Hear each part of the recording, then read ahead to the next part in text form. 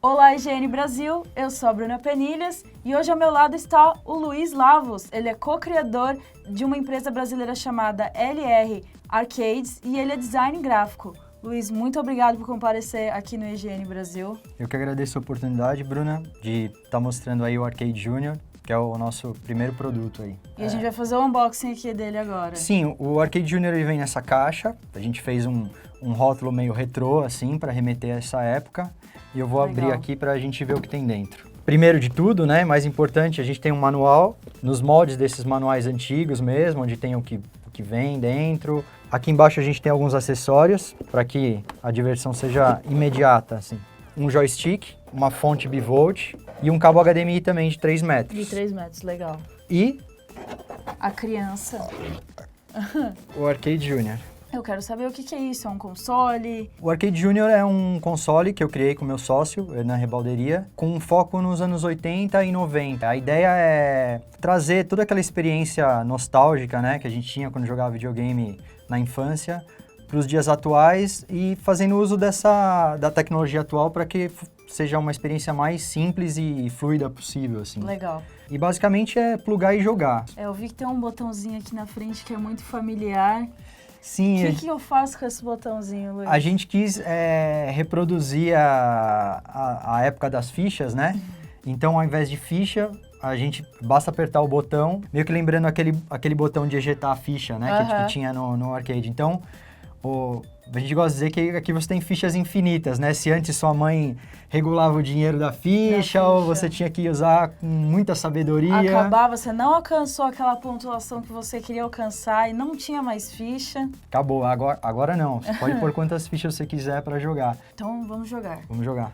Esse é o menu do console. Isso, quando você entra, então, ele começa nessa lista que a gente fez uma curadoria de jogos de arcade, que são nosso entender os mais famosos, assim. E se você vai pondo para o lado, com o joystick mesmo, você vai navegando pelos outros consoles que é possível emular. A gente não vende os jogos, né? A gente só testou colocou eles para testar, para garantir que todos funcionassem, assim. E quando era necessário alguma adaptação, mais no caso dos arcades, porque às vezes você tinha um jogo que, ao invés de joystick, era uma metralhadora, ou era um trackball, ou era um dial. Então, a gente teve o cuidado de traduzir isso para esse setup e garantir que eles rodassem, assim, todos os jogos dessa lista de curadoria que a gente fez, realmente funcionassem 100%, para que não fosse uma experiência frustrante. Bom, o que você quer jogar aí para começar? Começar com um jogo de arcade, de repente? Pode ser, eu acho que a gente pode jogar alguma coisa de luta. Então vamos lá. Esse aqui é o segundo joystick. Isso. Como a gente quis manter uma forma bem compacta dele, para enfatizar o fato dele ser portátil, ao invés de ter um outro set de controles, que ia deixar ele muito maior, a gente optou por fornecer um joystick ainda retrô, né, que nos moldes do Super Nintendo, mas que fosse USB e a pessoa pudesse transportar com mais facilidade e usar só quando fosse mesmo jogar um contra o outro. Legal. Você conhece sua lista melhor do que eu. Então... de luta, o clássico dos clássicos, né, que fez até aniversário de 25 anos de lançamento. Aí, Street Fighter. Então vamos... Nossa, aproveita que é ficha infinita aqui, hein? Eu vou tomar porrada. Nossa, eu não quero nem ver. Qual é o Street Fighter? O Street Fighter 2. Vamos lá.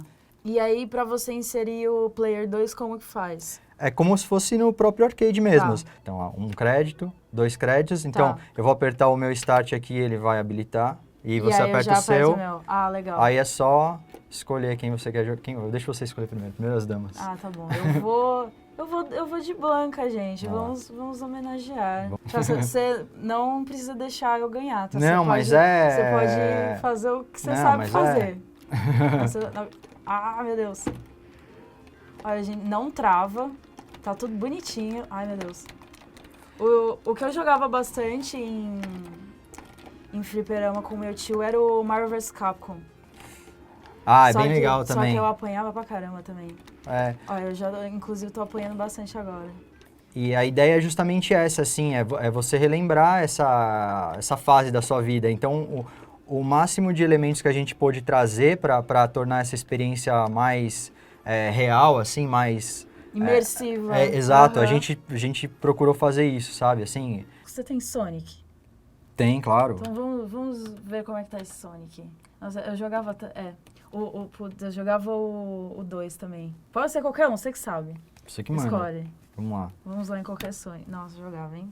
Nossa, que, meu, é muito nostálgico. Eu lembro que não tinha como salvar a sua evolução no game ou o seu avanço no jogo. Era então, às meio vezes, brutal, né? Eu ficava o dia inteiro jogando e aí, se eu perdia todas as vidas, eu me lascava. O ET. Então, isso que é legal. O polêmico ET.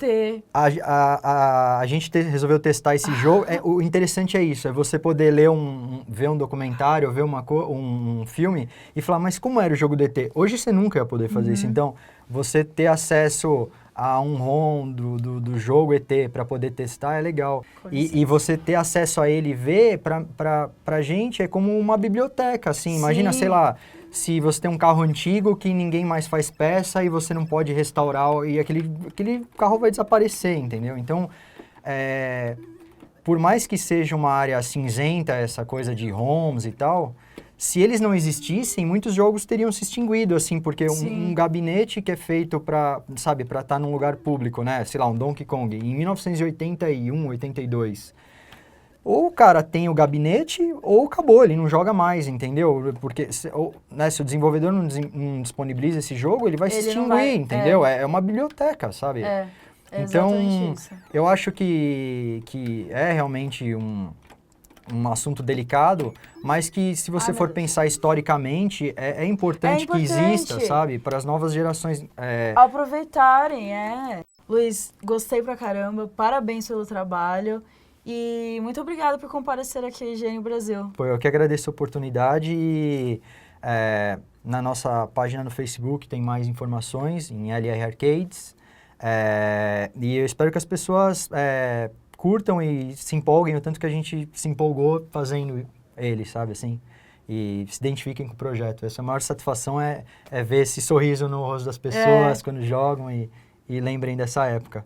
Muito obrigada por trazer essa nostalgia aqui pra mim. Eu que agradeço, meu. Gente, vocês quiserem saber qualquer outra informação sobre o Arcade Júnior, acessem o IGN Brasil e continuem com a gente.